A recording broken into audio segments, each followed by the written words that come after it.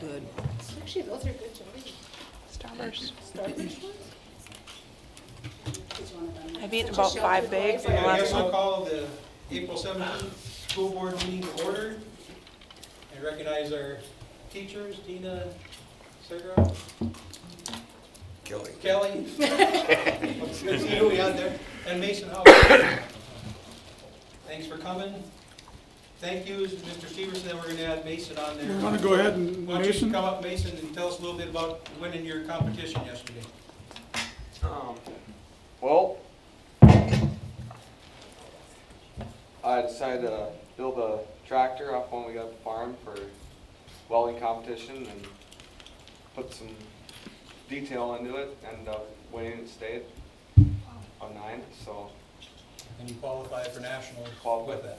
yeah, qualified for nationals in Louisville.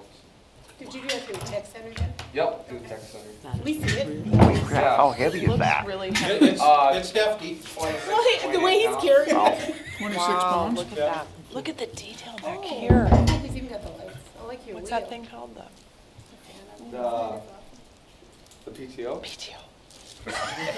She's a I'm pro. trying to be so cool and So remember that's these why words and I all missed of it. you work on that project, Mason, through the year. Tell us a little bit how you, what you end up doing there. Well, I didn't start till about the second half. I started it before the first half of the year. I started really working on the second half of the year. I work on about, hour and a half, 2 hours every day. And actually, your class in that took, I just wanted to prove it with that heavy. you guys took first, second, and third. Yep. Oh, really? Second, third. Really? On state competition. Wow. That is, It's in Washington at the, Even has at the. can I take a picture of it? Can she take a picture? Can I take a picture of it? That's really How cool. many schools there, Mason? Seriously? I really kind of, took those. Oh, now I want the other side too. Okay. probably around 40. There's, Oh, yeah, it's there's got- college and Oh, high right school. there, right there. So, I would guess there's about about 40. That is That is so cool. You did it. The detail is amazing. When we went there, they had that one. That's Yes. unreal. Look at the tires. That's cool. So I asked him yesterday, we were at the vocational, I asked him when they come back if he'd be willing to bring that out and show us. Yeah, that's And awesome. answer any questions about state competition if you guys have. I'm just in awe that someone could build that. Here's the, if you want to, anyone wants to look at the book, I have like pictures of the steps I took making it. And then Oh, yeah, let's pass Pass that it around. around. You guys had, if I was right, when you guys were talking yesterday, 7 goals on VOTEC yesterday? Yep. So 7 that qualify for Where's the nationals? I'm sorry, I might have been paying too much. national. Louisville, right? National Yep. Louisville? So are you going there? Are you gonna go down or? Yep, Yeah. When is that? it's the last week of June. And you That was also, I really think, cool. didn't Rinky say you guys got a welder out of that competition? The welding department Isn't got a this welder, missing? I believe?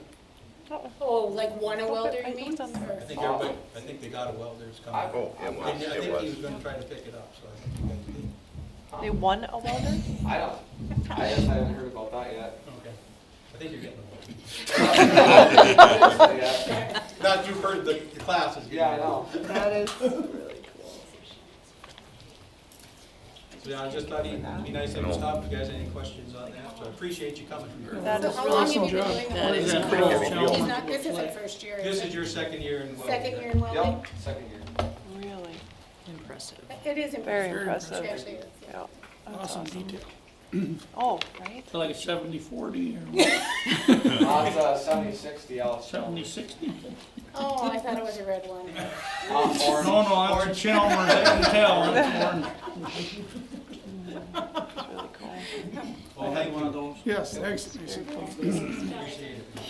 Good job. Yeah, Just kidding. Good luck when you go down. yeah, really. But That don't is put your really back out. But it's the last week of June, right, Mason? You go down there? Yeah. Yep. Louisville. So what do you gotta, you taking this or you gotta take? This, yeah. Okay. That's cool. And didn't know if you had another project to go, but No. And you just gotta bring that book, and then you gotta be prepared to, cause at the competition, you have to like be interviewed, and they ask questions, and you have to have the book with all the, they have like regulations on what you have to have in the book, and you have to have a flash drive with all the pictures on it too. And like I said, that's good, you know, because you go through an interview process with this.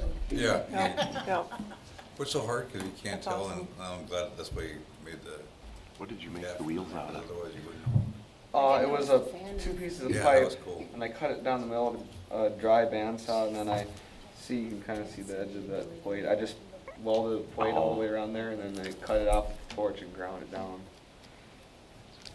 So this outside is that part of the pipe, or is that? This is how thick the I mean, pipe it's- Oh, is. okay. I didn't look that close into that. And the front ones, you know, like a wire wheel? It's two wire wheels with the wires melted out, welded together. Be the top of the cab. Good time down there, you guys all had a good time? Yep. Well, I'm a state officer too, so I had to get Yeah, up this at is like the 6 grinding every the- morning. grinding the sides down. And you have how many state officers down there? There's 7. That's- 7 total? 7 total, yeah. Yeah. We just got the new ones for this next year. Okay. Good. Any other questions of me? Well, thanks for bringing it in. Thank you. Thank you, That's Mason. really cool. Congratulations. Thank you. Let him have his book back, because otherwise Yeah. it's not gonna be. Yeah. You gotta have the book. You guys can look at it. Got any, go ahead with the other Yep, one? okay, yep, just congratulations to our band students on their showing at the largest group music festival. And then our Grit Award winners for February and March, Lydia Mueller, Grace Pitts, Brooklyn Barkley, Grace Mueller, J.C. Rudolph, Charlotte Mueller, Braxton Weller, Alex Naylor, Cooper Kramlich, Chloe Barnes, Gus Porter, and Courtney Fick. And then also regional speech, congratulations to the following speech participants: Allison Bren, 5th in poetry and 5th in humorous; Shannon Brin, 3rd in poetry, already pre-qualified, and 2nd in dramatic, qualifying for state; Emily Merriman, 3rd in humorous and 2nd in poetry, and she qualified for state in both; and Sarah Mueller, 1st in storytelling and 1st in EPR, and qualified both of them for state. So congratulations to our speech team. Awesome. Agenda, I'm just looking at, we've got negotiation discussion. I'd like to move that way down to the bottom in case you want to do an executive session on that. We can move that down there so we can discuss some things there. Way down to the end of the meeting, just before we adjourn, I think we'll drop her down. And could we move our data presentation up since we have a Yeah, teacher? she was gonna do that right away. Unless you want to do committees first. Unless you're staying for the whole meeting? I can go home, I will go. Okay. And then just under our committee reports, I've also got the curriculum committee report too. I didn't put that on there, so. So Curriculum where is the committee. data presentation going? As soon as we approve the agenda, I think we can go ahead and do data Yeah, so we're presentation. gonna move the data just above the consent agenda, and we'll move negotiation discussion. There you go. Any other additions or? Good luck, Mason. Thank you. Good luck. Any other additions or changes? No, I think we're good. I'll make a motion to approve the agenda as adjusted. I second it. Second by Michelle. All in favor of approval of the amended agenda, say aye. Aye. Opposed? So then we'll move up data.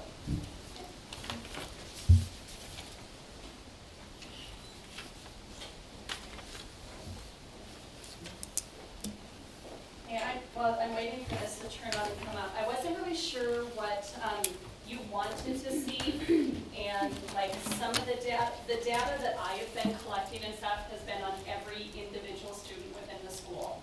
I cannot show that to you. Okay? Because that's what we use to drive our instruction and make our decisions for placement. So I'm kind of just going to do an overview of what led us to MTSS, what MTS is, and where we hope to go in the future. Perfect. Just kind of what I put together. Ask questions during, you don't have to wait till the end or whatever. First of all, what MTSS stands for is multi-tiered systems of support. And every student is an MTSS student. It is not just for a select few. Students are ranked into basically 3 categories by their percentile ranking on their testing. So anything less than the 20th percentile, and what that means, if they rank in the 20th percentile nationally on their scores, they are considered tier 3. This is intensive instruction, and it replaces regular classroom instruction because there's something they missed, there's a skill, there's a strategy, or something they didn't get along the way that we need to make sure they get before we push them on. Tier 2 is your 21st through your 40th percentile, and this is your strategic. So they're in regular instruction, but then they get additional time or additional instruction to get them caught back up to where they need to be nationally, according to their peers or their grade level. Tier 1 is they are at benchmark, and that's your 41st to 94th percentile ranking. And those are just your core classes. And then enrichment, we haven't done anything with that yet, because of course, as far as what the state looks like and proficiency, we're focusing on tier 2 and tier 3 first. This is going to be in the future. What are we going to do for those kids that obviously know it, and how are we going to push them further? But we're not there yet. Any questions on the percentile ranking before I go on? Okay, so this is what I look at when I do all the historical data. And in order to be considered proficient, you need to be at that 41st percentile or higher, is what you need to be in order to be proficient. And you're using just the standardized testing as far as, No, I use STAR Math. okay, And then and now that the standardized testing, we already have all the results back from the last 2 weeks of testing, which is really nice. We don't have to wait till next fall to get them. So we can start planning for that placement and that instruction that's needed for next year before next year comes, which will be really nice. So we use STAR, and then we're using the state assessment tool. Okay. But we basically use STAR, is what we're using. Other schools tried using MAP and STAR and multiple ones, and it's just the tests don't align well with each other. So one they'll score really low in, one they score really high in, or vice versa. And so most of the schools statewide are using STAR because they're finding it is more consistent and shows a truer picture in the reading category. And that's where a lot of schools are focusing first, is that reading. Because if you can't read the story problems to know what to do in math. And it just goes into everything, your social studies, your science. One of the reasons why we chose to start with our 7th and 8th grade is we just were noticing a continuous decline in proficiency percentage in the junior high. When they went from that self-contained classroom to now being more responsible and going from room to room and organized, we were just finding that decline was happening mostly in that junior high area. It is usually finding placement for the needs of students. And it just shows growth to meet state requirements. In all the studies and all the trainings Mr. Wilson and I went to, they were very adamant that studies have shown that if they are at grade level by 3rd grade, they are 4 times more likely to graduate on time. So if they're below grade level at 3rd grade, the statistics are showing that they struggle to graduate on time within that. And then we are also using it to meet our school-wide goals of 80% of our students being proficient in ELA and 75% of our students being proficient in math. So where we started this year was in 7th and 8th grade in our ELA and our math. We have our tier 2 instruction, and in math, that's our pre-teaching, reteaching. We do IXL, and if they're still struggling with some of the strategies, we sometimes just bring out that Saxon math that just gives one way, just one clear step-by-step, and kind of make it easier with some of the terminology. In ELA, we're using ReadWorks, No Red Ink, and Read Live. And again, this is only with 7th and 8th grade. And so this is in addition to their regular instruction. So it is. Then the Tier 3 curriculum for math, we are using TransMath. And then for ELA, I'm using corrective reading, which is decoding and comprehension. So it works on both the reading fluency part, but then also the understanding and being able to carry it on within your work. MTSS is data-based decision-making. Yeah, we do meet as teams. We meet as the 7th grade and 8th grade ELA team and the math team, and we do take into consideration the work that we see in the classroom, but that data does show a pretty true picture. Yes, we know not all kids are test takers, but it shows the areas of the subcategories that they struggle with, and then we can focus on those subcategories. And then, so it just helps us make those educational decisions about student learning. And it needs to become a school-wide philosophy. It can't just be a 7th and 8th grade philosophy for this to work. It eventually has to be a school-wide philosophy in order for it to really work and do what it's meant to do. What it's not, it is not meant to be an identification system for kids to be in special ed or on 504s or Title I. That is not what MTSS is. Like I said at the beginning, MTSS is every student in the building. So it is. And it's not just for some students, it's for all of them. So here's our current status. Here's kind of what's been happening this year. I have gone back and I'll show you a couple of examples as we come up. I have collected all the historical data for every student in this building, from the kindergartners all the way through the juniors. Didn't do the seniors after visiting with Mr. Wilson and that because they're on their way out the door and their classes were set and they were set to graduate, so we didn't need to make those educational decisions. Tier 2 math is monitored every 20 instructional days is when we are monitoring our Tier 2 students. And I do first hour with 8th grade, and Mrs. McGee works with the 7th grade during our enterprise hour. Tier 3 math is Mrs. McGee and Mrs. Hovland, and that's first hour. And that we were able to bring in some of those older kids for TransMath 3, because that program says that if they complete the TransMath 3 program successfully, they will be able to handle Algebra 1. So we're trying to get some of these kids back on track to get their math credits to be able to graduate on time. Tier 2 ELA is Mrs. McGee. She works with the 7th graders during 2nd hour and the 8th graders during 4th hour. Tier 3, because it does replace the regular classroom, it is also extra time. Because if we want to get them caught up, it needs to be more than what their classmates receive. So I do 7th grade, 2nd and 5th hour, and then I do 8th grade, 4th and 6th hour is when I meet with them. And Tier 3 students are monitored every 10 instructional days.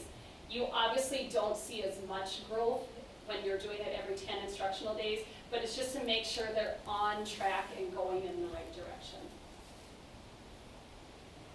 Future plans, and Mr. Wilson, tell me if I'm wrong or misspeaking. Next year we are going to start TransMath for 6th through 8th grade. Instead of waiting until 7th grade when they're already behind, if they start TransMath in 6th grade, they do TransMath 1 in 6th grade, TransMath 2 in 7th grade, TransMath 3 in 8th grade, they can go straight into Algebra 1 freshman year. And then they're on track for graduation. That's how that is designed to be implemented. Right. TransMath 1 is for 6th grade, TransMath 2 is for 7th grade, TransMath 3 is for 8th grade. We are able to incorporate it with like some of our freshmen and sophomores who are taking it. They are able to get a math credit for it, for their high school math equivalents on that. So. And I just felt it was important to go to the 6th grade so we don't lose that year And then we get students who are 8th graders having to be in the Transmath 2 or vice versa, just trying to get it to be effective as soon as possible for those kids so that they can get into the other math classes at a sooner rate. Is it designed for the 6th through 8th to be the same class at the same time, or is it No. 3 different class They'll periods? be at different different classes. levels. Okay, and that's what I was thinking, okay, thank you. Yeah. Because we found out this year, our Transmath 2, we have 8th graders, we have a couple freshmen, we have a sophomore, a junior. It doesn't work to have that age difference of kids to be Mhm. together. So we're trying to avoid that if at all Okay. possible. We will continue to progress monitor to make sure that we're correctly placing the students. Like I said, it is not based on one test alone. We look at the whole student. And then, other things I have done this year is I've been watching webinars. I've been trying to find, I've done a lot of professional development with STAR and our Renaissance and those reports. And I'm just sharing them as I'm learning them. And then just try to find that research-based resources that can be utilized in the classrooms. When I made this, I hadn't done this yet, but I also started, after seeing the state testing results, is breaking down by subcategories for our ELA and our math testing. So for example, in STAR Math and on the state assessment, it's broken down by numbers and operation, algebraic thinking, measurement and data, okay? So if I'm starting to go back and doing that data just by grades to see, okay, is there one spot where it seems the curriculum is weak in? And one that we have talked about as elementary teachers, and Kelly, I know she can share this with you too, is in the Go Math, the measurement and data is always at the end of the year. Well, you never get to it, so obviously our kids were always weak school-wide in that measurement and data and geometry in the elementary end because we weren't getting to it. So I know Kelly this year does a Geometry Wednesdays because she knew that was an area 4th grade was always scoring low in. And that's where that data drives those decisions and drives that instruction. Future plan in 3 to 5 years would be hopefully to start Tier 2 and Tier 3 instruction for grades K through 3. The reason we're jumping from 7th and 8th grade to K through 3 is that statement earlier. If they're at grade level by 3rd grade, they're 4 times more likely to graduate on time. So we're just trying to make sure to give them the start that they need. This is just a sample. I just took a screenshot. I made sure there was no identifying factors of what a student's historical data looks like. So this is a current 8th grader, but I could go as far back as 3rd grade in STAR and as far back as 2nd grade in math testing. And so any place they were below the 41st percentile, I put in red. And then any place they were 41st or above is in the black. And then I even have the state testing in here. And STAR Math, we did not start till last year, so no one has more than 2 years of data in STAR Math because we didn't start it until last year. Teachers have access to every single student that they have. I've shared, it's all in Google Sheets, and I just share it that way so every staff member or every teacher for grades have that. And then like Title I has it, our special ed teachers have it so they can access their students' results whenever they need to. Then I also put the data at the end of each graduating class by their graduating class so we can see trends within a specific class. So this 8th grade class, the class that graduates in 2023, we can see in 3rd grade that 84% were proficient of the class. And then they started this year, we're only 48%, but they're growing. We're now at 55% of them are proficient. And then I also have the state testing in there too. And those are the posters you see on the walls when you come into the school, is this information and what percent of the class is proficient. And that's something that I know I can share because it's not an individual student. Then for title, I did start, I knew this was how we track for title. So just to help Sarah and Lisa out too, and plus if we're using it for title, we may as well use it for MTSS as well, is I just have them all broken down, and then by males and females, our subgroups. So we can see, this is just this year. So this is 1st grade through 12th grade at the very beginning of the year. And these were our winter scores, or the end of our quarter 2. So then we can compare. So, for example, the 8th grade in August, which we know August is always awful, but we need that initial test score, only 24% were proficient in, I think this one's reading, in ELA. But then at the semester break, 52% of them were proficient. So we can see that growth and compare it through the whole year. So that's just some of the data I've collected all year and I've been working on all year. I know that earlier before the meeting started, Lori asked me if it was going the way I thought it was going to go. And I'll be honest, I knew the job description coming in, wasn't sure what it was going to look like because we're just starting from the ground up. So I'm learning as I go, and a teacher's like, well, do you know anything about this, or what about this data? That's when I just go out and do the research and find what I think we need and stuff. So I'm pretty open, and I was just visiting with Mr. Severson after the curriculum committee meeting, and part of my job description was fidelity check for our curriculum, which I'll be honest, with teaching 5 hours a day, I have not had time for, and to build that historical data, I have not done it all. But that's where I'm starting to check the data for those subgroups to see, okay, is there a spot that our curriculum is weak in, and do we need to look at that curriculum in a different way, or bring something else in? So. Any other questions? Did that answer your questions? For me personally, it did. I like the, Okay.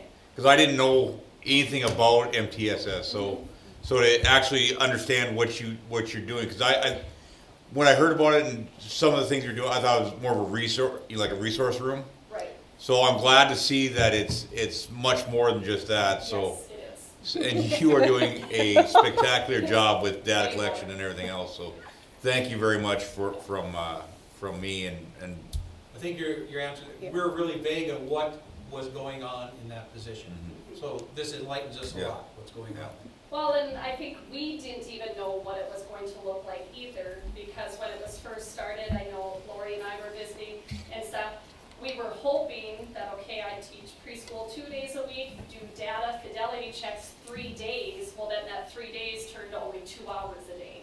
So a lot of it initially, especially the historical data, it was a lot of nights and weekends at home, just because the time wasn't allowed for, but it was something that needed to be done and needed to be built. So. Okay, so now I'm gonna put you on the spot, which is really unfair. So knowing what you know now and what the job takes, what's the ideal amount of time in a day that you need to do this job? Depends on where we want to go forward with it. Because if we want all that historical data for the subgroups to really look into our curriculums, and if our resources are doing those jobs, I've done 3rd grade for just the past 2 years, and 4th grade just the past 2 years within the past 2 days, and that's been about over 4 hours. And that's been some time at home and stuff too, just because I wanted to see what it would take. So those 2 hours a day, now that the historical data is built, it's okay, but if we want to go further, it takes time. It takes a lot of digging, so. To me, it makes sense to go further. Am I wrong in that? Oh, 100%. Because otherwise, we're just kind of 100% jumping in not up to your wrong. knees. That's what I meant to say. You're not wrong. You're 100% correct that it needs to be done. Yeah. Yeah, I mean, You they're need to just, go as deep as you can with it But to we do find have the that holes. direction on where Yeah. we're going, and having the students' individual historical data, we can place students pretty accurately. Okay, So good. as far as placing students, I feel we're okay, but if we want to use it to really look at our curriculum, that's going to take time. See that, and when you ask her to do that job, which job are you talking about? The teaching aspect of it or the data aspect of it? I guess, Okay, you know, so, so no, I I'm ironically- just saying from Mrs. Brennan, she's you know, when we were going through this whole process, I knew she would be really, really great at it, and she has been. It's, then the decision would have to come, you know, if she's just gonna be strictly data, and if you want her to go in and do and tie it all into the curriculum wise, she's not gonna be able to teach. Somebody else is gonna have to take over that load of teaching those intervention classes. I think it's a discussion we have to have, though, Yeah. don't you? I agree. Absolutely. Which means just keep you up hanging in the air. Yeah. I just wanna go one step further, so you've As got long the as I have a data. full-time job next year, I'm good. You've got the data, I'm gonna put those two over there on the spot. What do you do with the data she's put together? How does it work in the classroom? What's beneficial from this to how you're working? Well, one thing right there, the kids look at that. If Yeah. you've got those charts up there, kids, especially elementary kids, I can't Yep. speak for high school, those elementary kids they stop at the end of the day, like, come on, we've already seen this, we gotta get to class, Yep. maybe it's a waste of time, but they wanna see their data. Yep. That's what I like to see, the kids are, I think we're making them more accountable. Right. You know, and like she said too, you know, you see the charts, like with the geometry, you know, I had to switch it up, and there wasn't that default this year, the geometry, because I've gotten it stuck in there, you know, every Wednesday. Right. And I can go on 2 points. I mean, I can go on the Title I side, where she's compiling, she's doing all this, and she's sharing it with us, and we're using it for school-wide monitoring, and we also are using it for under the new law of ESSA with our continuous improvement. She's been super for all the data gathering and getting it for us that we have requirements from the state. But then as the teacher side, she has shared a lot of the stuff with me, and just one that she shared today was 3rd grade, and she broke it down with writing. Within writing, there's these components, and this many students are not proficient, or this many students are proficient, so we can see where they are proficient under, even break it down under, I don't know, more specific categories, Yep. which is going to help the teachers. Instead of just writing in general, okay? Yeah. I've noticed that in the past couple of years when I've been doing just the 2 classes I've been doing across the board, we're weak in that evidence and explanation. Kids can tell you yes, no, right, wrong, but they have a hard time bringing in other people's evidence or that stuff that they've read. And one thing I do with 7th and 8th grade that I have not had a chance to do with anybody else just because of time is that team data sharing meetings. That is something that if I had more time, I would love to do at each grade level. So if there was something specific they were wondering, I have it at my fingertips. I can find it out for them, give it to them. We can talk about it, decide how to. But right now, I mean, since we are only focused on 7th and 8th grade, that's all I've done this year, is the data sharing there. But that's something I think in the future would be beneficial to do at all grade levels, is 'Cause the data sharing. the schools that we went to, and I'll just use the Jamestown one because I'm pretty good friends with Brandy Euland, who's pretty much the same position, although she no longer teaches. She also goes out there and finds those things to implement into a classroom strategy-wise to be able to bring to the teachers, because the teachers might not have necessarily, here are areas, here are ideas to be able to use to target this area. You know, if this group is weak in these, here are some resources, here are some ideas that you can use to target that area. But again, that leads to not, you know, having any time taken up having to teach those. You know, the fidelity part, it's her and Mrs. McGee who have been teaching those, and I've been in each of their classrooms quite a bit to see that. And the fidelity part is really ensuring that the Tier 3 curriculum, which is direct instruction, you know, everything is laid out. And the fidelity is making sure that whoever's teaching it is doing that, following that script, rather than going off script and inputting their ideas, their personal preferences, which Mrs. Brent and Mrs. McGee have both done a phenomenal job of sticking to that, you know. And so I just wanted to clarify that that would be another aspect of her being able to go out and find those resources and those different teaching strategies to implement into the classrooms. Any other questions on that? Thank you, Tina. Thanks, Tina. Thank you very much. That was good. But you can just stay and listen and enjoy your evening with us if you'd like. This is the only evening kids are not at. Like, get out of here. Get out of here, geez. Go home and sleep. Okay, consent agenda's next, minutes, bills, and financial reports. Any questions on those? Too much, it's too little, it's just right. Motion to Approve. approve the consent agenda, Second. second by Lee. Roll call. I actually do have a question. Oh, Oh, clerk, right. you have a question? So we pay for snow removal because we can't do it ourselves?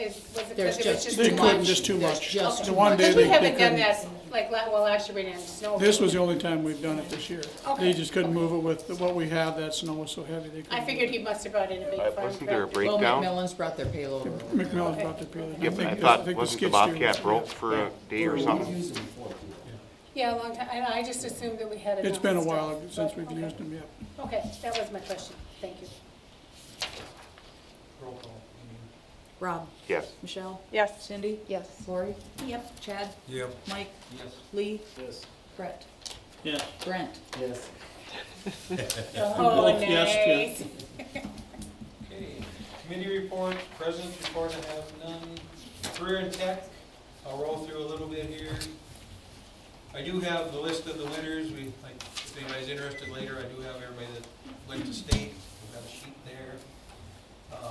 Should give it to Amy. We actually meet tomorrow night, but I'll cover what we did last meeting.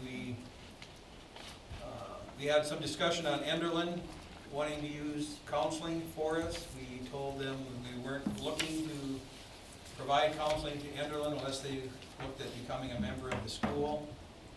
And Litchfield Marion has decided on what they wanted for counseling, so that we've opened a job for them. Ours, we have applied for the new and improved programs. If we get that, we'll get more funding, but that's all paperwork there is in. A month ago, we did have Mr. Volk retiring, so we opened up for new directorship, because we had some concerns on how they wanted to run it, but we decided to open up for a new director. We had 15 applicants, we did a few interviews yesterday, hoping to get some answers by tomorrow on that. And that was kind of last month's meeting, and tomorrow night we are talking, we've got some grant opportunities we want to discuss, and if we want to apply for those. We did hear on Monday, which was the state board in Bismarck, did approve Litchfield Marion becoming a member of the center, so they will be a member starting in the fall. They were approved at the state level actually on Monday. We'll get the paperwork tomorrow night. Myself, Mr. Volk, and a few of the instructors from the vocational center, they had a Valley Vision meeting, which covered a lot of things in education and how they can do differently in Valley City, tie it with the economic development and development corporation, how we can work together in more partnerships. We had that meeting and had some roundtable discussion. We're going to do more discussion on that tomorrow night. We'll have some numbers for talking about some construction projects for next year. We're going to try to bring in, and I know Jeff might talk to you guys, we're looking at trying to bring some 5th and 6th grade visitations. More of that's for, as we're working into the new A program, and we do have that position open, because that position was filled in the middle of the year, and it is open at the end of the year again, because we are a mid-season hire, so that job is open. And whoever's in it now can apply, or we will have new applications for that. But in that position is trying to, it also includes 7th and 8th grade in Valley City, and we're trying to look at some options how it can work as a feeder out in the rural schools. And that's taking a little work, but that's where they want to maybe look at some 5th and 6th grade visitations, just to get them, see what opportunities are down there. So that's about what I got from the last couple of meetings at vocation. Got any questions? Activities director. We've got on the rotation for uniforms, we've got boys basketball coming up. So they had Jarrell's come in and they're looking at about $105 a uniform for the blue and $125 for the white. So Mr. Schaefer's looking at either 20 or 25. His plan is to equip both teams in the same uniforms, the JV and varsity, so there's no running the locker room, switching uniforms, or having two sets out there. So 20 of them was 4,600 and 25 of them was 5,750. So once we get that all straightened out, that'll be a expense for next year. And that's all I have. Any questions for the AD? It's technology. Okay, we held our last family engineering night here, beginning of April, or I guess the second week in April. And we had 16 students and 12 parents come, and our last night involved drones and coding with the little Parrot Mambo drones. So we will continue this, I think, next year. This year was kind of to feel out the family engineering night, but it's been a really positive thing. Do you have totals for the whole year? Do you know the totals? Yes, I can go and get totals. I'm just curious, because the one night I was here, this room was full. I mean, Yeah, I just wall to got wall from people. last month, So, but I keep track of cool. the sign-in sheets, Yeah. and then I keep those all in a folder and give those to title. So after I'm done here, I'll just look real quick. I'm just out of to give you curiosity, an nothing idea. more It's than curiosity. been- It's been It's well been attended. right around 30 people, students one. and parents Yep. together, 35 Yep. each time. Yeah. So, yeah, the kids are really enjoying it, the kids that come. So, lots of things thinking for next year. Laptop applications for students are gonna go out tomorrow, and they'll be due next Friday. And then, we'll have some staff review those and determine which students will get laptops versus iPads.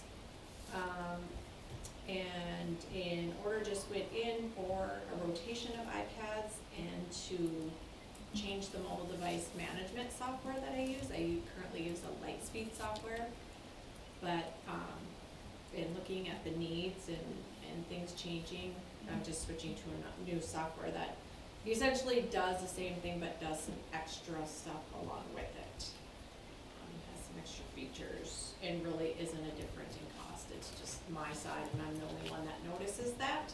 It's just gonna be a lot of transitional work for me because I have to unenroll all of the kids' iPads and move everything over and re-enroll them in the MDM. So I'm hoping that I can use kind of some of the time at the last week of school, since that's kind of sometimes a off week anyway, just because things get so, we try to keep a routine and we try to keep kids thinking about school, but we all know how that is at the end of the year. So I'm gonna try to utilize some of that time for them to move over into this new software. And then lots of other things. There's end of year process with Power School and the rollover and Schoology, and so that's kind of my tackle right now is end of year stuff and summer stuff already, and thinking about next year. We've already had back to school committee meetings, which is really weird. But title is on top of it of Changing things up. changing things up for next year. Yep. So, and then our outdoor cameras will be finished up here soon too. I don't know why Dave didn't want to come up and work outside on the new cameras. I can't really figure that out, but yeah. So, any questions? And I'll get you some totals, Michelle. I'll look them I'm up just real quick. curious. I can add them real quick with my Excel spreadsheets, but I have to Google it. Yep. 30 to 35, I can go with that too. Just curious.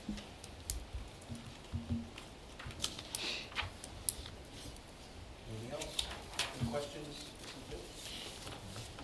Oh, Mrs. Bitts, the new, replacements for the Active board? active boards. J-Touch. How's that, is everything planned out? I mean, Yep, we the got- teachers have been rotating them Current through and ones. giving feedback, and they're working pretty well. Mrs. Scott really doesn't like it. She's like, "Get out of the room." She wants two. She's been on technology. And she's got a couple board member kids in there, so. I can always tell them. Tell Grandpa, tell Mom. So, last meeting or one of these meetings, I said we're gonna swap out every elementary main teacher's classroom. And then those two that we have will go into the high school and the music. So I think there's like 11 of them that. Okay, so will we keep them mobile at all or not? No, Do you see having at least one mobile? no. No? I think it would be, first of all, where are we gonna store it? And second of all, it's a lot of money to have on a cart that probably might get used once or twice. So, yeah, it just worked out really well that we had those carts from the ITV units so that we could move those around and they could use them. But, and then as far as I'm concerned, I think Bud can work miracles, so once they come in, Bud can mount them. He doesn't really know that yet, but, well, he kinda does. He'd be happy to do it. Yeah, just to Yes. jump in on those, yeah, those are needed in every class. When I'm in the classrooms observing and when I've been in those classrooms that have had those, just the clarity of them is just incredible. I mean, last year and then this year with the whiteboards that they have or the smart screens that they have, I struggle to see them. You know, and Especially with the glare on the. well, it's the glare, but then, you know, to get them to stand out a little bit more, you have to turn off lights, and then it's just a lot of the situations that I see in the classrooms. I would have struggled to learn in those because I had such bad eyes. Could you show us them sometime? That Oh, yeah, we've had it on the meeting. He might have been was gone not then. here that, yeah. They're really Thank fun. you. Okay. Guess I So just from, and then, you know, the more they get adept at using them, I mean, they're good, and they're definitely gonna need to be in each classroom, just whether you have the lights all on or lights off, it cuts down, it makes it so kids that, you know, are sitting in the back can see just as well, you know, it just, The lumens are. yes. Night and day difference between what we currently have and those. Cool. In 2 years, it'll be something else, it'll be nice. Well, that's the way technology is. so. Actually, with these, we've had these boards. Since you moved. Since you to- moved. Well, before you moved, most of Yeah. them, Before- you brought before I over even what, started 8, here. 9? Oh, The Prometheans you brought over from both schools? yeah. Yeah, and these boards were in, Well, they were, when I in started yeah, in 2010. yeah, So when you think about that. yeah, I wanna It's say, time, we- it's Yeah, time. Yeah. So what are you doing with the old boards and? Yeah. I thought that far ahead. I don't know if anybody really enjoyed, like, when we moved here in 13, I did sell A bunch of them. the extra ones. So I could throw it out there. I don't know that really that's gonna, I do, like Mrs. Albright had mentioned, maybe buying one for the church. That's what I But just said to him. I- churches. I Maybe see, places. I see selling the projectors more than the boards themselves. Yeah. Oh, You know. Final shoe. So we're gonna have a big hole on the wall? Yeah. No, they'll, well, they're just Mounted them? just mounted holes. There's, Okay, interesting. put putty in and paint over it. Any other questions for Mr. Wicks? Thanks, Melissa. Building and grounds, transportation. Yep, first, we had a meeting for building and grounds last night, but before I get into that one, we're looking at bidding a bus. And I think we have to have the bids out for 10 days before we can approve them. Are you guys okay with the transportation committee meeting, going over the bids, selecting the bus, ordering it, and then getting it approved at the next meeting?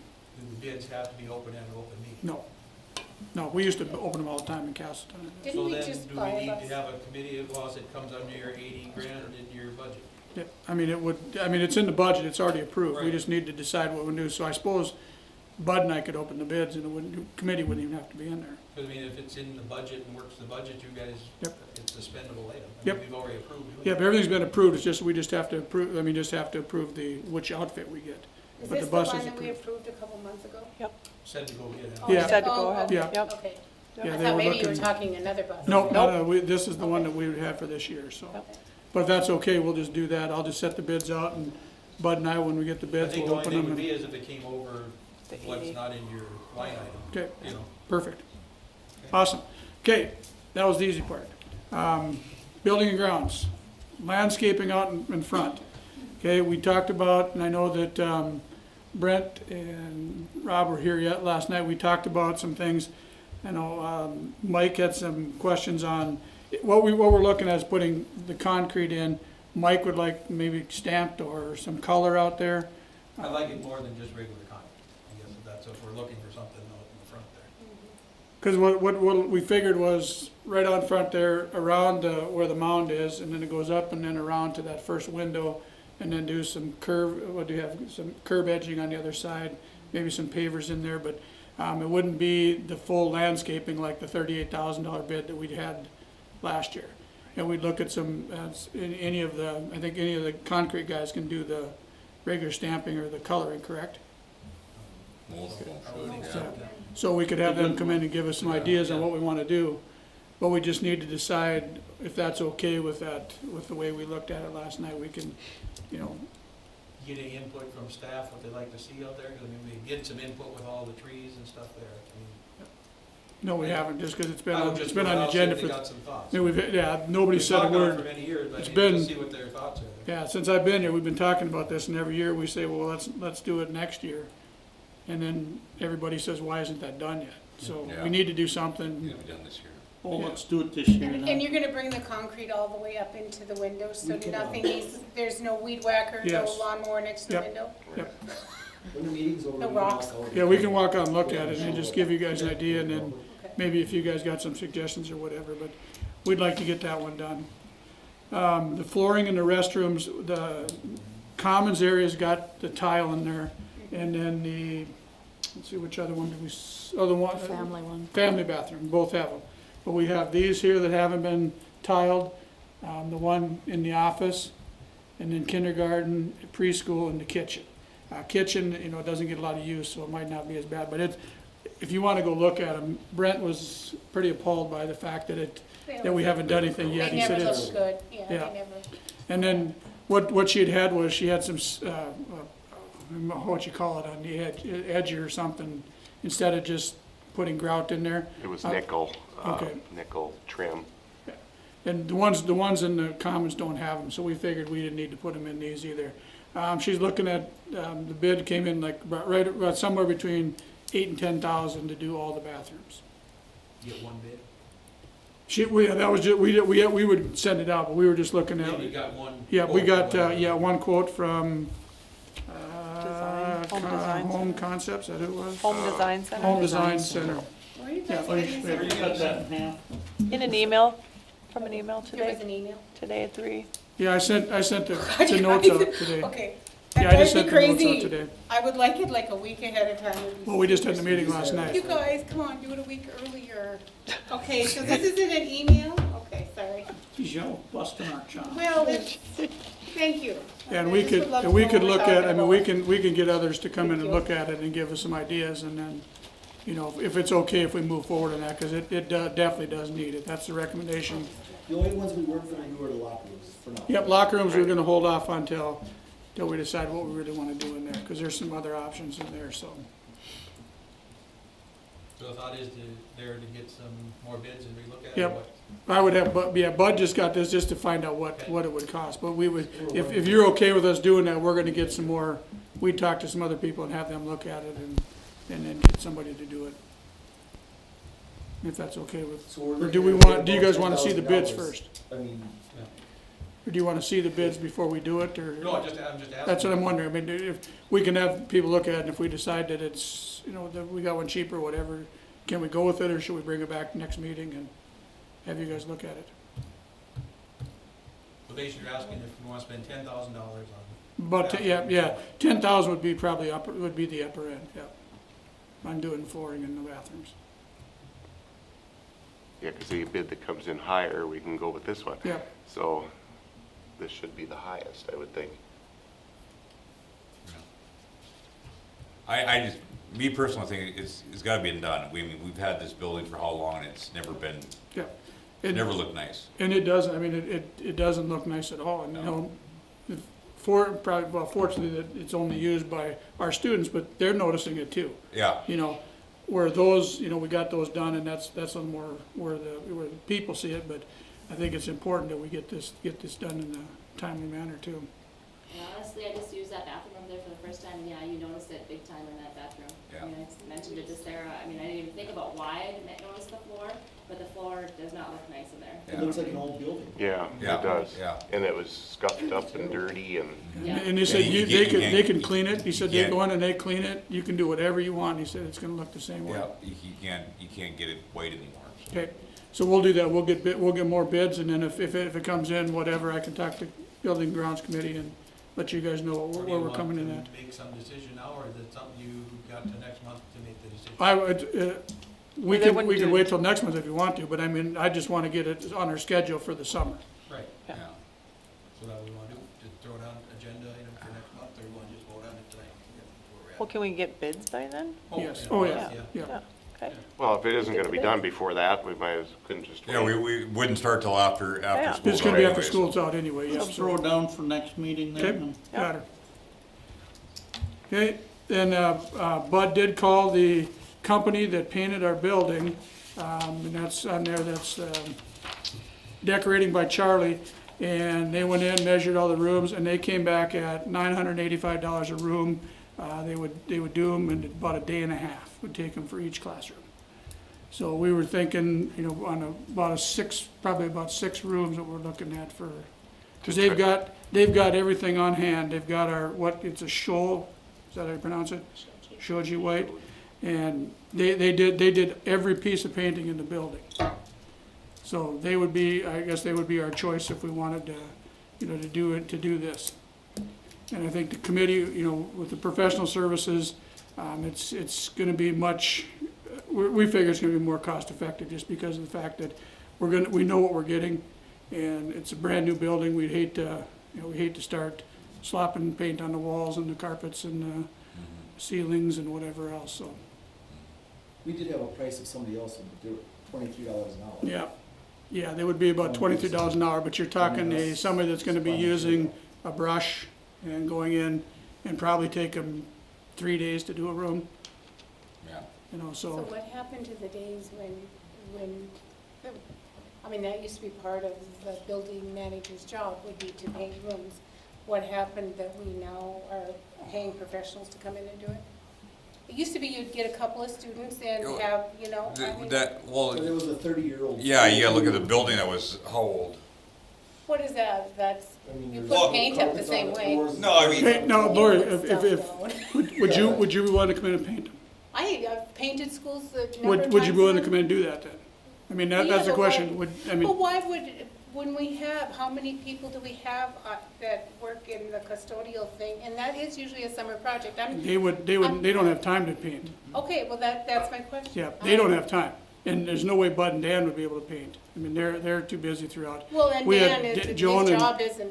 Yeah, Joan and Dave go from the time school's out till, Okay, they yeah. probably get a week, at the end of the summer, they probably get 2-3 days they can take off at the Okay, end. that's what I needed to Because know. they move everything out, clean the room, and then move everything back in. Okay. And they do that in each room, and it takes a lot of time. I'm old school, I guess. But anyway. And that's probably not a bad idea, but you're looking at your first time around painting. Yep. And it's, you know, I mean, I think this, to me, and visiting with Bud, it's, to us, it's money well spent. And I think Rob and Brent agreed last night when we were talking, that it would be well worth it to put that. And then if you decide in 5-6 years or whatever, once you get through, and you decide, well, that, you know, we did it professionally, now we can start hiring it out to individuals or bringing people in or whatever, but. well, I know just doing Wimbledon, the few times they did it, it took 3 or 4 students pretty much all summer to do 4 or 5 rooms. Yeah. Because that's usually what we'd have. We'd have students come in with one person that was supervising them. And then you got to buy all the product, you gotta you gotta cover everything, you've got to tape and, you know, and not, I mean, not being a professional painter, I wouldn't wanna go in and try to do some of this stuff in the door frames or whatever else that needed done in the elementary and the high school. And then we're wondering how many rooms to do. Like, pick out 5 real bad ones for the beginning, you know, and then like do 5 every year, or 4 every year, or 6 every year. Yeah. You know what I mean? You're gonna wanna pick your worst rooms to Yeah, start. but saying he's got like 5 on the list that should be done. Yeah. You know, and you could do those 5 and then just start maybe doing 5 every year or Yeah, something. I just think that Not do all of them. 5 to at once. 6 a year would be more than enough, and How many Yes. rooms do we have? What did we decide? Well, you know, I was gonna mention that we counted this wing and that wing, but we forgot about that wing. We still got the So we got bedroom and And the, then ag, all the tech, and- offices and yeah, then you got the offices down there the too, gym. on the side of the gym, the both locker gyms. rooms. Yeah.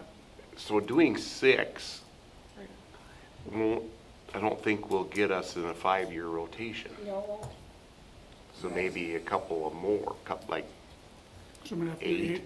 if they could something get like 8 that, done. might. Cause what did we decide, how many did he say We was? slate about 10,000 a year. Yeah, that'd be about right.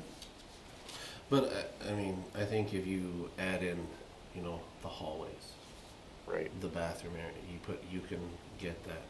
Because whether or not you outsource it to what, it comes down to what do you want the school to look like? Do you wanna make it sure that it looks like it's only 6 years old, 6 years afterwards?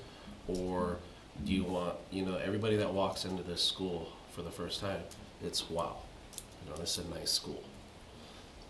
In order to keep it that way, it is gonna cost, you know, to do the painting. You're like, well, it's just paint, but you look at everything that needs to be painted. You know, the next thing that'll be is carpets. You know, it's gonna take money to sustain this school, to keep it looking the way it is. And if we want our students to have pride in coming into a nice school build, it has to stay that way. So, you know, I would figure you wouldn't wanna, you know, have teachers or people coming in and painting that, because wet paint looks different than dry paint. Who comes and fixes the streaks? You know, takes care of that stuff? If you hire that professionals to do that, that's in the contract, that if touch-up work is needed, they come in and they do that touch-up work. Where, you know, if you have teachers that come in and do it, well, I don't have time now, it's a school year, to be able to do those things. So those are just things that are gonna have to be looked at to continually update the school to keep it looking the way that it does. And one other thing Bud and I looked at before we left last night is the parking lot. It's gonna need it too pretty soon. And I Need what? imagine the handicap Parking ones, stripes? there must be a law or rule on how oh, yes. kept up they are. Oh, you mean the Because right in striping? front of the school, that cross, that paint's gone. It's gone. They told us when they did that, it's almost a yearly thing or every other year, keep that parking lot straight. So that was one thing, I mean, that probably should get done this summer too. What Mr. Wilson was saying, that I've seen schools where you could tell there's been people painting that weren't professional. I don't need streaks, I'm not professional. So I get it, there's sloppy painters in the world, and it's okay, I just wanted, it seems like I'm standing alone on this, which is totally fine. I think we should just go ahead and hire somebody. I get Yeah. it, but, sorry, I cut you. Tell them they can do 11 rooms for 10,000. well, Gee.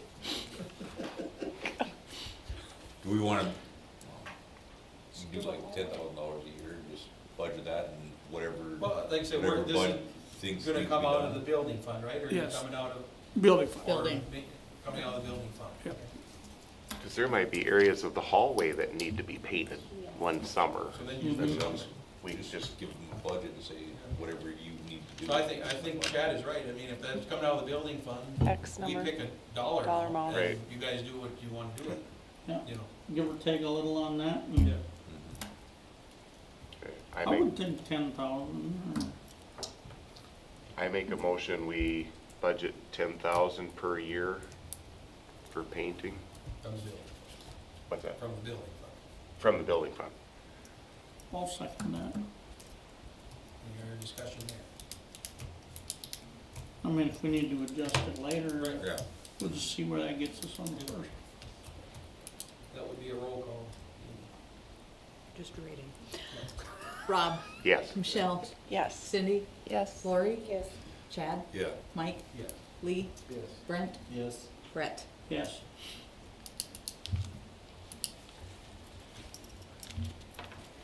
Okay, and then the floor scrubber, we've been having issues with it, and Bud's gonna check into what it costs for a new machine and what the company would give us for as a trade-in. We call it the Zamboni, but it runs, takes care of the lunchroom. But it'll be driving along and all of a sudden it'll stop, and not rolling stop, it just dead. And it jerks who's ever driving it. If you're going too fast, you might end up over the top. So they're gonna look at what it costs for a new one, and they keep telling us there's nothing wrong with it. So Bud, we figured Bud can go in and say there's nothing wrong with it. You guys could probably take it back, give us a really good deal on a new one. So they just directed him to go ahead and check into that. And that would just be a regular building, or a general fund item, that would Yep. be come out of the budget. Yep. OMP, Yep. Okay. I saw capital it, equipment, Yep. OMP. Capital equipment in there. Yep. I saw it the last time I did it, John was on it, and it stopped and it spit the scrubber out. The scrubber went flying. Oh, Did we get it that on Dave camera? wasn't happy. It's probably on camera. Yeah, it did 5 times. Let's yeah. send that into America's Funniest. first Yeah, year, or to the He company. wasn't happy. Or to the See, company. it is broke. Yeah. budget a little more. I don't know how much it costs to paint the parking lot. First, we just set that separate. That'd have to be, I think I that'd think be that has to separate. be Separate. separate. Yeah, that 10,000, I think that would be just for the rooms in here.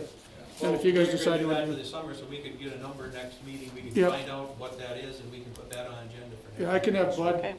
see if he can find who does Yep, He parking had lot a name painting. who striped it last. I got a couple Okay. names, there's a couple. Okay, good, We could have a couple bids, and we'd have it next month. perfect, okay. For future considerations, we talked about skid steer. We've made our last payment, it's good till August 1st. So we've been leasing it for $6,000 a year, we've had it for 5 years.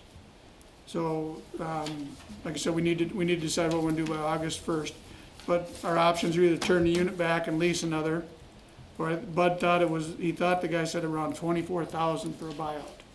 That's what the contract says. It should have been How on the many, contract. Should be on. how many hours do they have on that? 650. 650.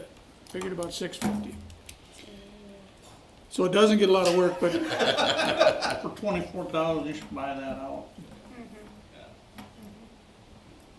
Well, there you Okay. have no hours. No, I mean, that, if That ain't that's broke. six, And we've had that 4 years or 5? this is our There's fifth. no Yeah. warranty though. No, but I mean, they're usually generally good for 5,000 hours before you start having issues on those machines. I mean, if you run it up to 2,500 even, he can get some numbers, throw Yep. that on for next month, and we Yep. can make a call. And we got till August 1st, you said? Yep, August 1st to make a decision. That was just for future consideration. That was one of the things we talked about. But like I said, it's got, if we buy it out, there would be 24,000. If you go back and lease, I'm assuming it's gonna be somewhere around that 6,000 again, so. And it'd be a 5-year lease. And then the bus, we'll take care of that. So that was our building and grounds. Okay. Thank you. Budget and finance, we haven't met. Nope, we'll need to do that. I don't know if we wanna meet a prelim meeting, or do we wanna wait till after the legislature's done, so we've got a better handle on Set things? something up there, yeah. Okay. We'll probably talk a little bit that when we get into negotiations. Okay. Foundation, I'll just touch base what we're working on with the community foundation about trying to set up some type of, similar type of pantry or something for critical needs. I did the grant, we were awarded, basically here's what the letter says. Thank you for your interest in the Cheyenne Valley Community Foundation 2019 Community Grant Roundtable. We're pleased to inform you that the grant has been selected for funding. This board has authorized $2,000 for your project. I've got a whole packet of what I had to turn in here. Before funds can be released, the attached grant agreement must be signed and returned. There's a whole form that has been done. The board understands the infancy of our project and applauds your efforts to address a need in your school. They do encourage the BCN Foundation, which this is under BCN Foundation, not school. We need to contact a contact person for this project and others that you're exploring. And then the final report has to be completed, showing our detail of how we're going to enact this, and then we had to prove all the expenses that we're running through. So there's paperwork yet to be done. We know we've got money, we gotta work on the fine tuning of that, and it's gotta match our grant process. So we did get $2,000, that's what the picture was today that they took. Because we gotta, also with this, you gotta have a press release before the money can be released. That's what they're working on today. So we did get $2,000 out of what I put in for. So we do have something started that I've been working with the counselors with. So that's foundation. If you got any questions, you can ask. There's, the foundation for us is 4 of us board members, and Mr. Severson is on the foundation board. Cindy, Lori, myself, and Lee, and Mr. Severson. That's the foundation board. So, if you got any questions on that, you can ask us afterwards. Mr. Wilson, K-12. The Adopt a Highway, that'll start in May. We have both sides of the road going 1.5 miles in both directions from our exit road here in front of the school. So that's the area that we'll end up with for a total of 3 miles. That's for a 3-year agreement, and again, that'll start in May. Our early out that we just had, we did an update on our school safety reunification process. We went through all the roles and duties for everybody that will be involved in that. We also had the staff members go out and drive the school buses to get a feel on what it would be like to drive those buses. And it went really well. So. No crashes. No crashes. I backed a school bus out and then turned a corner.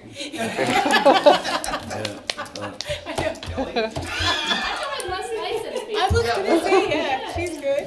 No, we had a few, like Bud and his bus stopped out in front, and Mrs. Undum we were on the bus with her, and she's like, what do you want me to do? Well, just go around it. Just don't take out the mirrors or whatnot. The eyes on everybody on the other bus are just big on that. And then, and then Mrs. Jones, she was adamant, no, I'm not going to drive. And then she ended up backing the bus back into the bus barn. Oh, funny. Okay. So it was good for them to be able to experience that for when we do it. God forbid an emergency came up, that first time of not knowing how to do it, and you have to get that bus started and drive all of those things. So it was really beneficial. Are for all them the to be buses able to do that. automatics? Mhm. Oh, Yeah. okay. Oh. It was mentioned a little bit earlier, back to school next year. We're doing it a little different. That is scheduled for August 29th. That's after school has already started. This change is, when we had it at the beginning of the year with registration, a lot of people just waited to bring all their stuff on registration night, and it just was very havoc oriented. So this will be better. I did take the liberty of volunteering board members, the school board itself, plus administration, to be responsible for cooking and handing out all of that food during that night, for doing that for those of you What are we that will- cooking? Hamburgers and Hamburgers, hot brats, dogs. things like that. I just felt it would be good that we were out there doing that, allowing teachers to be out doing that. And Thursday, 29th. August 29th. Mrs. Anderson can kind of share some of the thoughts and ideas that they were having as far as like the bouncy houses. Did you guys got those through Jamestown? Yep, we have 2 bouncy house inflatables coming out, and we want it to be kind of like a picnic. And then the ice cream man out of Valley City, what else is that? Where it's from? Yep. We have him lined up to come out, and then just some different activities or games that families can go and do together. And then also we'll have the playground, but not so much like a carnival, but more like a picnic with fun activities, not so many prizes, but like the beanbag tosses, tossing an egg, those types of things. And then we would start with classrooms.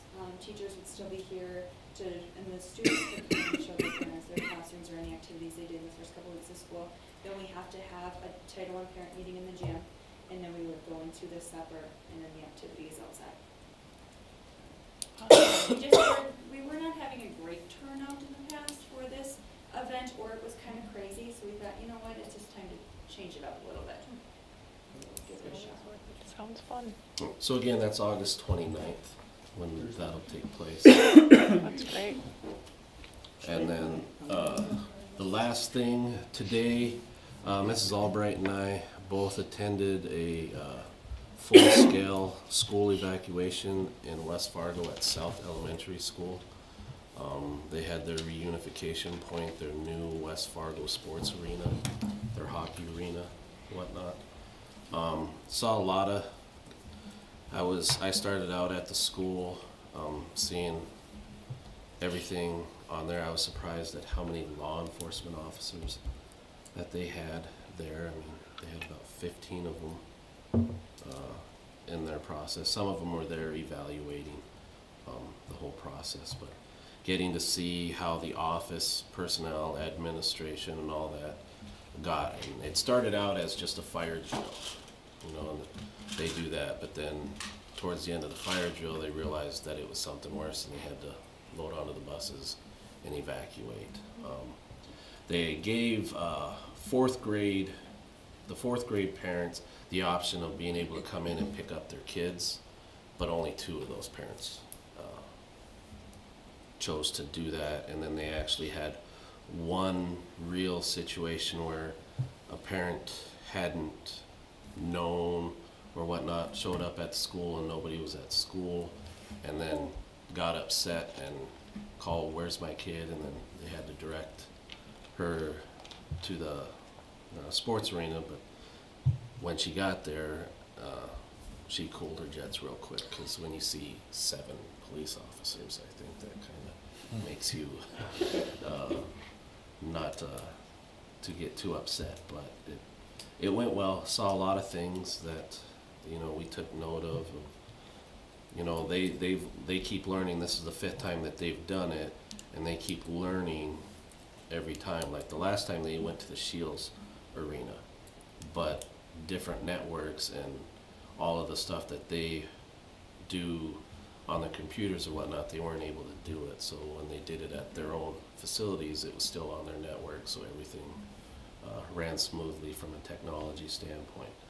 But seeing the different areas that they have, you know, the counselor set up just the different areas of how the runners work, getting a better picture of that. So then the next thing that we'll need to do is we'll have to go and visit our 2 sites that we have picked out, just so we could start getting an idea of how is this going to look when we do it, you know.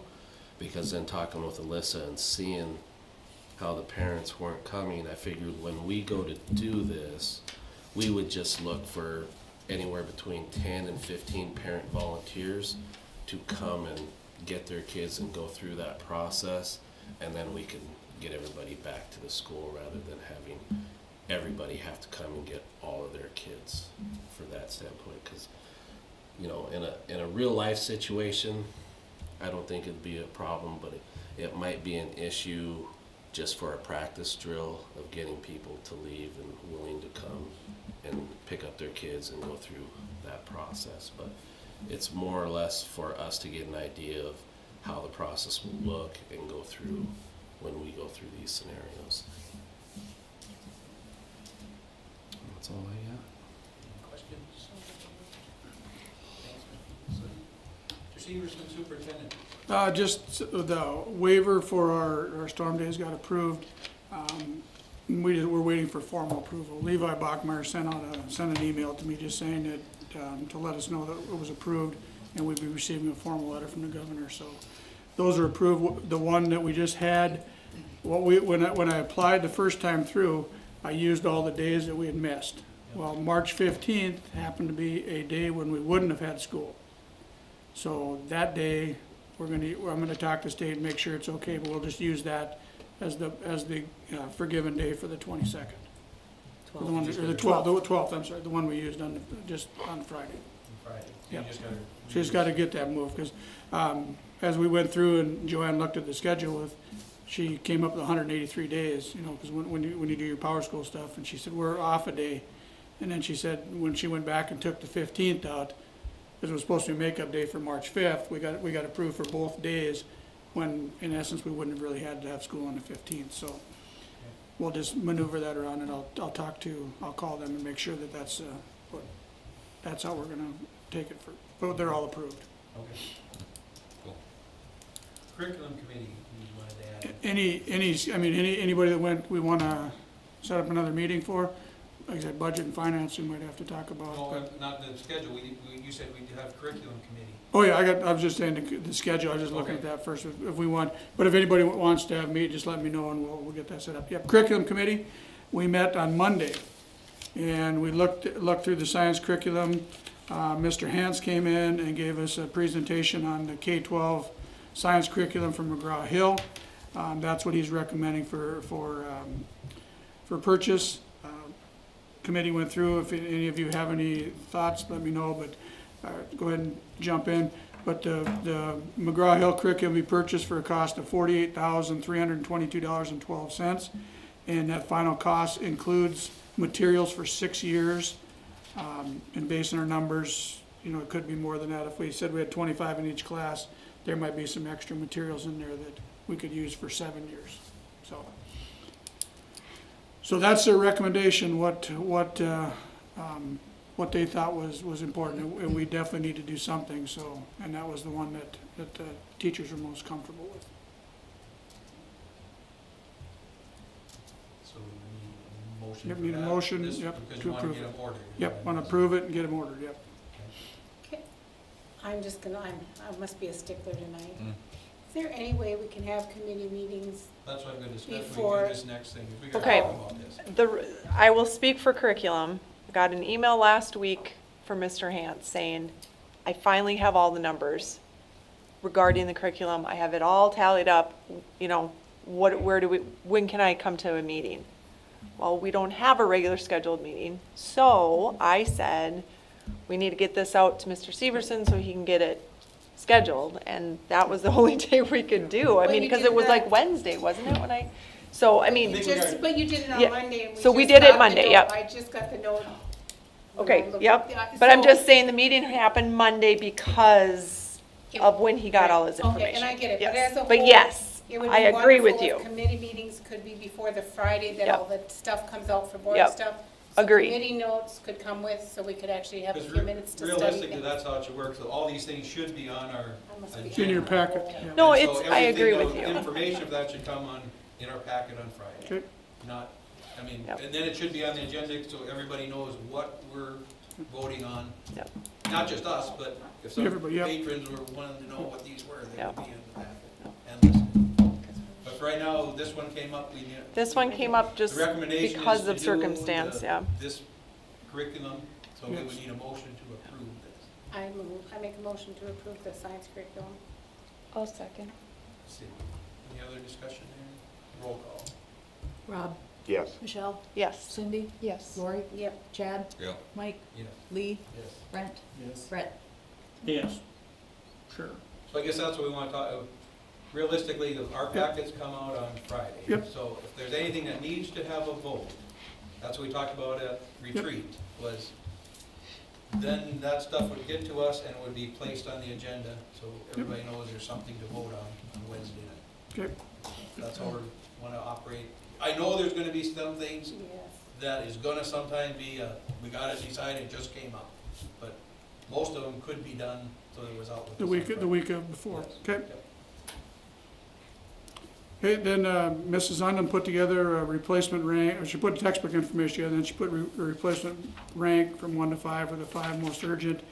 The materials that were with 5s were 5th grade social studies, 10th grade world history, 7th and 8th grade facts, food and nutrition, culture and cuisine, and 7th and 8th grade computer application.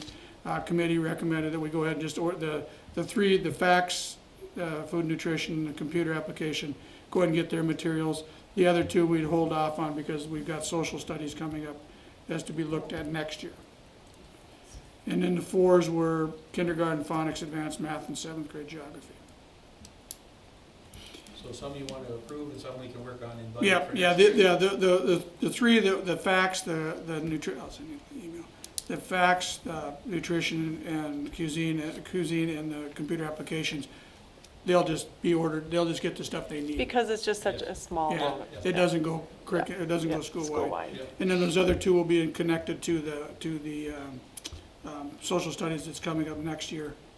And then kindergarten phonics, advanced math, and 7th grade geography were 4, so we'll hold off on that and decide what we want to do with those as we go forward. So do you need anything tonight?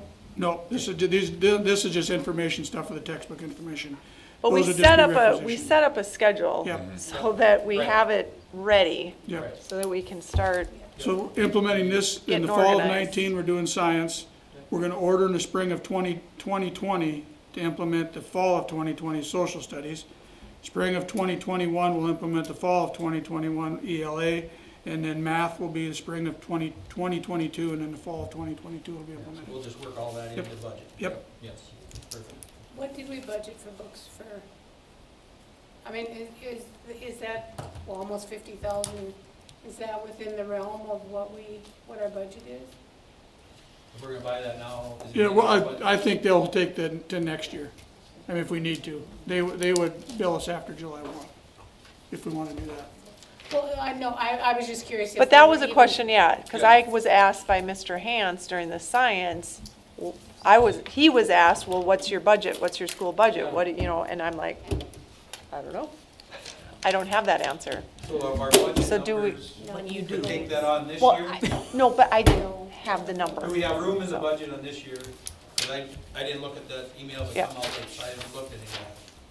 For high school. Where's our budget for that? K-12. That's number? No, K-12. K-12, Should be a it would be a K-12, K-12, because it's Textbooks K-12. are left. Okay, elementary, textbooks, you've got $7,400 left.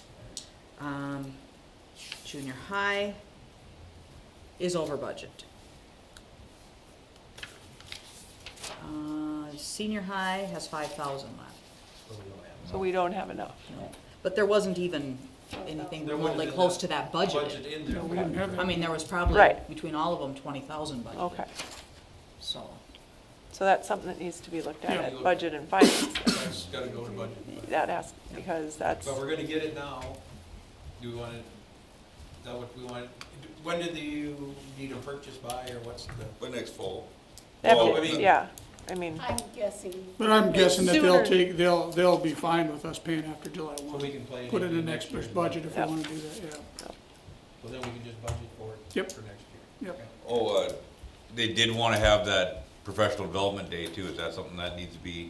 Yeah, we talked about that, we talked about there's $2,500 in there that's built in there for professional development, so what we thought about, we do one before school, and then maybe middle of the 9 weeks Then, or end of yeah. the 9 weeks, somewhere in there, we'd have another day for all the science people to do a second professional development, because it got brought up that ask if we. questions, Yep, to, get the, you get it, you get the basis, you start teaching for a while, Yep. then it comes up 8, 9 weeks later, whatever we decide, and then if they have the questions, we bring that rep back and they get those answered. So there'll be probably at least a couple days of professional development for Yep. them. The summer one, we'll bring them in, we'll pay them for the day to be with that person that's gonna train.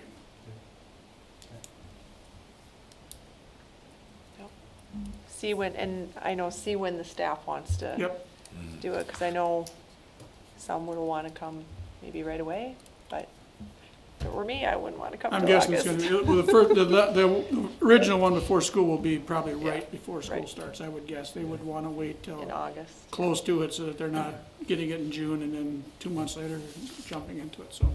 But we'll get that out to them and see how they wanna handle that one. Okay. Okay?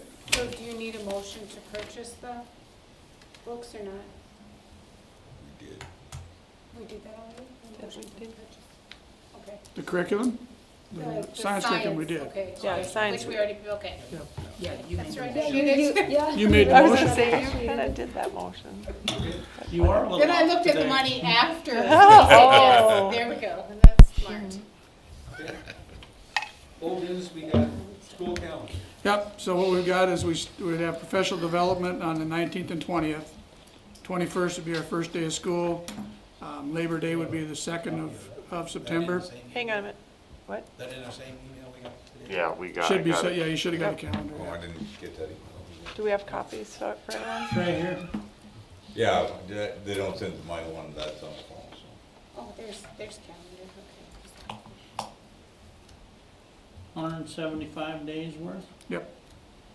We've got, and I did receive the approval for the waiver to reconstruct instructional days, so we can do the early outs. And we've got those scheduled for October 2nd, December I don't think, 11th. hang on a second. I don't think everyone has it. Does everyone have it? Mike? I could run them off, but it's not gonna be in color, that's the only problem. Yeah, that's, All of that. okay.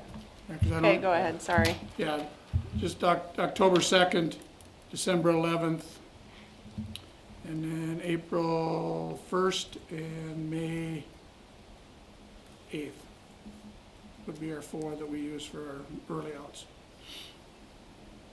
And then it really is, we've got the administrative conference built in, and when it just tells you when the end of the quarters are. Yep. Parent-teacher conferences, it's got all those on the 7th, and 8th, there's no school for a comp day, and then 11th is Veterans Day, Thanksgiving, Christmas break.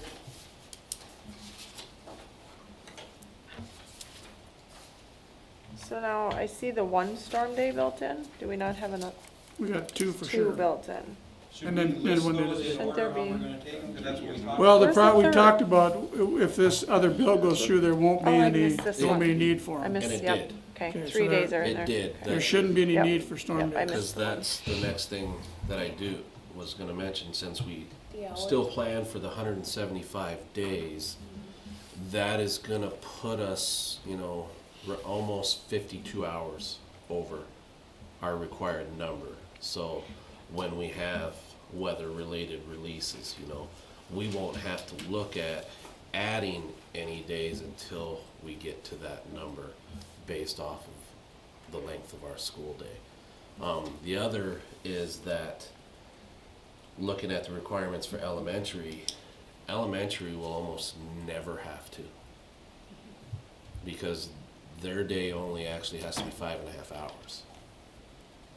So theirs is around like 960 something hours, where 7 through 12 is 1,050. So,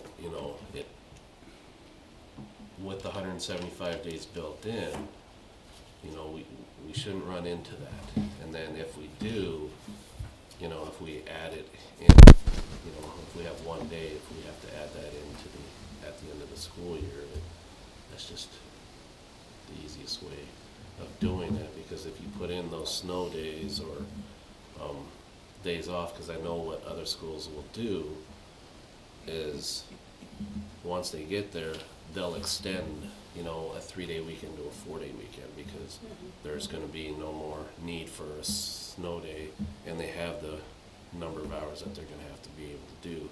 So rather than scheduling snow days, they're gonna have to, schools will start scheduling off days to counter.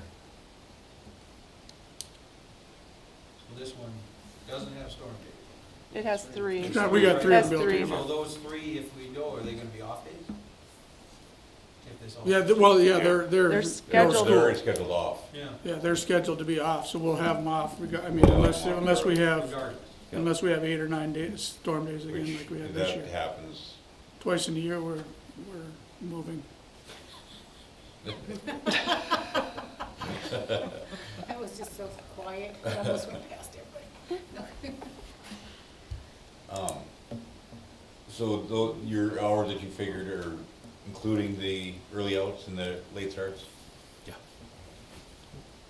So we need a motion to approve that calendar then? Yep. And this coincides with the other districts, Yep. right, for all that? Yep. For the, going to the career and tech and all that? Yeah, the only ones that wouldn't coincide, I think, is Maple Valley. They've got different days of early outs and late starts, because I think they do one a month. Okay. So, Have you ever thought of doing not all early outs? I mean, the only reason we did that was just because it's easier for the buses.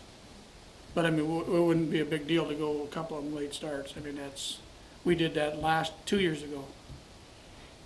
And what does So- staff say? How do they feel? Do they like the early out, or would they like some How late do you do starts, your or? schedule, More your of them- classes in here? Do you change the schedules around, or what do you do on early outs? Well, this year we shortened each period so that they could meet How'd with that each go? period. And next year we're switching it to, we'll alternate classes. It'll have to be periods 1 through 4 that'll have to alternate. So the first time it'll be periods 1, 2, 3, and then the afternoon you'll still get the homeroom, lunch, 5, 6, 7, because we can't rotate any of the afternoon ones because of our VOTEC kids. We can't have a period 2, 3, 1 through 4 meeting in the afternoon because those kids won't be here. So those will be the ones that have to get rotated. So then the next time it would be 1, 2, 4. 3 would get left out, and depending on how many you get. In that scenario, you lose the VOTEC kids, all 4 early outs. Yes, we did this year, yes. I mean, that's what happened. Yeah. Just having to schedule all our core classes and all our required courses for that first part of the day so that they're not missing any of those when they go. We just have to rotate the schedule, and I worked that out Thursday. I did instead of calling them a 1 hour late start or a 2 hour late start, it's a 1 period and a 2 period late start, so that when we get here, we'll be starting at the same time as period 2 would for a 1 period late start, or the time that a period 3 would start for a 2 period late start, and we just go from that point. On the 2 period late start, then it would still be periods 1 and 2 the first time. The second time we would have to do it, it would be periods 3 and 4 that would meet. So. Well, if you got kids that drive too, you better let them know on them late starts, so that's a period, not an hour. Yeah, that'll go out on the alerts on the time, because the times were always listed on when school would start. So that'll be put into the handbook and all of that stuff as well for that. It just was easier to do it that way rather than go the 2 hour, because then you have to start readjusting lunch times and elementary lunch times and trying to keep everything as close to a normal schedule as possible. Even though we're on a time difference, it gets to be difficult working with the essentially two different school settings in the one day setting. So we do need approval of the school calendar. I'll make a I'll motion. to approve it. I'll second it. Okay, who got made it the first? motion? Mr. Fair did. Oh, I think, yeah, Brett Oh. got it before I did. I didn't hear. Okay. And then He was Lori? louder. Lori, second. Oh, He was over here. Roll call. Rob, Yes. Michelle, Yep. Cindy, Lori, Yep. Chad, Yep. Mike, Yes. Lee, Yes. Brent, Yes. Brett. Yes. Okay. Approve staffing discussion. We can move that down to new business under staff retirement too, when we do that, yeah. When we do the, so, Under that, okay. yeah. And negotiations, we've already moved to the end. Yeah. Anything other on old business? Nope. Good new business, we got staff retirement. Yep. Dear Mr. Severson, this letter is to inform you and the school board members that I will be retiring from my position at the end of the 2018-2019 school year. It has been a pleasure working Barnes County North School District and the former Wimbledon Courtney School District for the past 37 years. I wish the school district, my colleagues, and all the students the best in years to come. Sincerely, Julie Sizer. You need a motion to accept that. Yep. I'll make a motion. I can second. Second by Michelle. Roll call. Rob, Yes. Michelle, Yes. Cindy, Yes. Lori, Yes. Chad, Yep. Mike, Yes. Lee, Yes. Brent, Yes. Brett. Yes. And you're having put in there a regret and thank you for your Yep. years and, okay. 37 years. 37 years. Okay. And then just under the staffing discussion, we're still working on, right now, we're still getting numbers for our preschool, because right now it's, 16? Could possibly be up to 18. So we're still trying to figure out what the logistics will look like there. If it's a split classroom again, or if it's a teacher and an aide, you know, so that and once we get that all worked out, that'll dictate where we put everybody in. So we haven't really narrowed all that stuff down yet. We're still waiting on those numbers. Is the one that moves on still a 2 for, like kindergarten? Kindergarten will still be a 2, yes. The only one we're looking at is the 3rd graders going to 4th grade, because it's dropped 4 kids. Yeah, down to 22. The 4th grade's only got the 1 class. Yep. Yep. They were The split. 3rd this graders year. were split. Third grade. yeah. kids. The This 3rd year, graders are yeah. split. When this year started, there was 25 students, so we lost 3. So that'll all be worked out as we go forward here, so. Okay. Okay. And the rest is Amy's. Wait, can I ask Yep. about PE? Yeah. From our last discussion, we approved a PE position. You Yep. guys were gonna get on it right away. Yep, we got the applicants. Do you guys anybody want to be involved in the hiring process, or just send you the interview schedule, and if you can make it, you come in, if not, Who's gonna interview? Or Yeah, how who's many on the- I know- applicants have you got, or where we at on we that? got 7 or 8, I think. Was there? Well, I looked at 5. I had 6. Looked at 5 of them are actual. The one we had to move aside because wasn't qualified to teach PE. It had an elementary degree, so he couldn't teach actually PE classes. So we have 5. Those 5 on there. I think it just comes down to how quickly do we want to get it filled, or do we want to see how many applicants that we can get? Because, I mean, everybody's in the area or whatnot is in negotiation, so it's going to be longer period of time for us to be able to accept applications. You know, just like it's the same way for our teachers. They're gonna have longer times to put applications in elsewhere as well, because they don't have to sign their contract. So is the priority of just getting it filled as soon as possible, or do we wanna wait to try and get the best possible candidate with having a longer period of? There's no way to know how that will work. Well, Yeah, that's there the isn't. thing is, you can wait and find out that those 5 candidates have taken other positions somewhere else and we have nothing. I think we should get on interviewing right away. I suggest this agree. interview and see Yeah. if, Like 'em? if you Yeah. find a cream candidate, there he is. If it isn't, we keep it open. Yeah. I mean, that's just my thought. And who is interviewing Yeah, who's the, interviewing? who's interviewing? Well, my thought would be Mr. Wilson, but, I mean, I don't know if we want to involve, What about Mrs. Albright? that's what I was just gonna say, Yeah. that'd be our other person Because we'd want. I don't know if I'm we want. assuming they're gonna work together.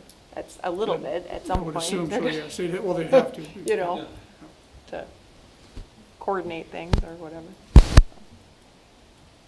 I guess that would make sense to me, but I would say take some interviews.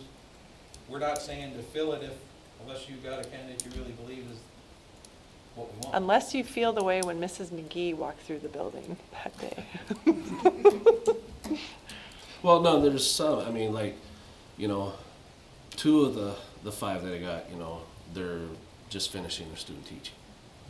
You know, and I've got another one hasn't been in a classroom in 9 years, you know, and then there's one who's applied, and then I noticed that the current position that he's in, they've already opened up the PE position, so they must be being proactive in case he does leave, then they have it. But that's why I was just, you know, right now there's, you know, one candidate who really stands out above everybody else, just because that person has current experience. So, if, you know, it's hit or miss whatever way you go. So it just, the interviews can go, it just, you know, when do we want to make that decision, and then at the same time you risk losing that person to another place too, so. Sometimes the inexperienced Oh, I agree. I'm not saying that that's a bad, I'm just saying, you know, we got two that are coming off of student teaching and it's just, you know, do you wait to see what other ones apply or do you just do it and get it done? I actually think you should just do it. But- The other issue we run into is, at this point, we have no football coach. So this person could possibly become our football coach, depending on what the backgrounds are. I say you look at your candidates, see if there's something that you want to interview. Yep. But I would agree. I don't think we're holding you to. To just any take one to way, take one. yeah. I mean, I Yeah. see what Yeah. that interview is. Yep, If okay, not, we keep it open. that works. Does anybody else have stuff? So you gotta start reviewing. Yeah, you gotta start looking at them and start talking to them. You get 5 good ones and you got a hard pick. You get 5 disasters. I think that's where we go. Okay, I think you want to include Mrs. Albright in Yep. that, yeah. we will do that. Okay? Amy, you got some stuff here. Election board, what do we all got? We need a motion to approve the election board, which will be Rolene Richards, Mary Plum, Karen Luke, and Joanne Jewett. Marlis Carlson moved to Jamestown, so she can no longer be on our board. So we need a motion to approve that group for election board. I make a motion to approve And Rob, the group that I'll was, second it. Michelle, roll call. Rob, yes. Michelle, Yes. Cindy? Yeah. Lori? Yes. Chad? Yeah. Mike? Yes. Lee? Yes. Brent? Yes. Brett? Yes. Election precinct, what is that? We need to designate a precinct and a polling place, so, I mean, it's listed as two separate things in the election law. So, the precinct would just be the Barnes County North Commons. So, Make that motion. Gotta make that. Is there a second for our precinct? Second. Brent? Brent? Okay, roll call. for that. Brett? Yes. Brent? Yes. Lee? Yes. Mike? Yes. Chad? Yeah. Lori? Yeah, Cindy? yes. Michelle? Yes. Rob? Yes. Just messing with your Okay, that's approved. Next would be polling place. That would be the school. Which would be the Barnes County North Commons on June 4th, 2019, from 7 a.m. to 7 p.m. I so move. Lord, is there a second? Lee. Rob? Yes. Michelle? Yes. Cindy? Yes. Lori? Yes. Chad? Yeah. Mike? Yeah. Lee? Yes. Brent? Yes. Brett? Yes. Okay. Auxiliaries, staff, wage discussion. And I just put that on there just to see if you guys wanted to, how you want to do that. Do you want to sit down with them? I probably shouldn't have wrote wage discussion, but just to find out when you guys want to do that, or if you want to do that again, I guess it's up to you guys how you, who all sat on that last year? We went in and visited the negotiation group. Okay, negotiation team, so we'll just have to find a date that you guys want to do that, and just didn't want that to get not discussed, so. We have a pledge of. G certificate. what do we Yes, have for that? it is, we get this quarterly, and I just learned that the board has to actually accept it. So, every quarter I get a letter from Bank Forward that says, enclosed please find the notification from the Bank of North Dakota verifying the securities Bank Forward has pledged to the pledge pool and their adequacy to secure the deposits of all members of the pool. In addition, the pledge statement detailing the securities in the pool is also included if you have any questions in regard, whatever. So, we get this form that is a notification to participants of Bank Forward, New Rockford, North Dakota Pledge Pool. In accordance with NDCC 21-04-09, Bank Forward, New Rockford provided a security pledge schedule to Bank of North Dakota as custodian on March 31, 2019. The schedule reported uninsured public deposits of $13,641,500.25, requiring a 110% pledge requirement for a total of $15,005,650.28. Bank of North Dakota verifies the current par value of securities pledged to Bank Forward, New Rockford Pledge Pool ID PNEW as of March 31, 2019, as $16,298,532.50. Dated April 2nd, 2019, Bank of North Dakota.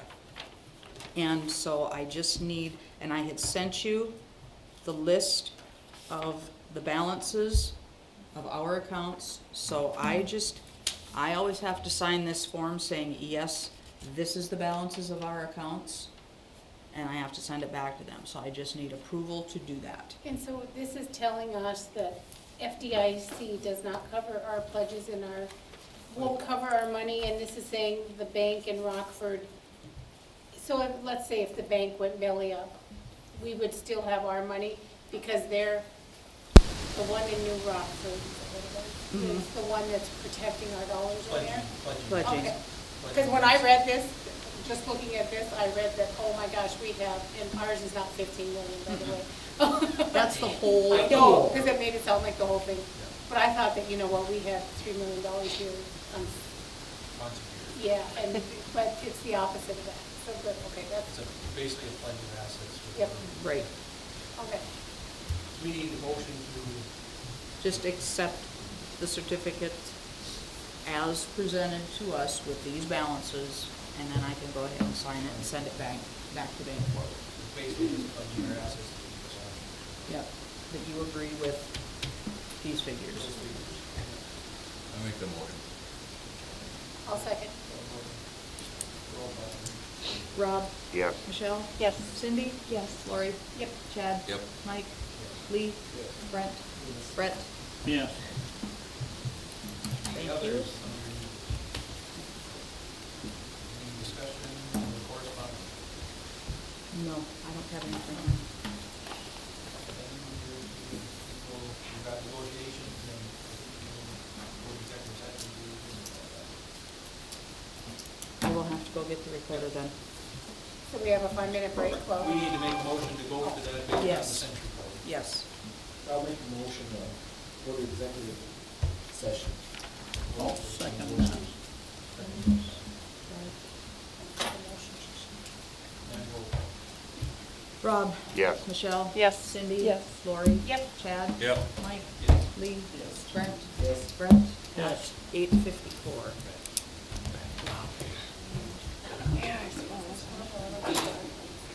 Yeah.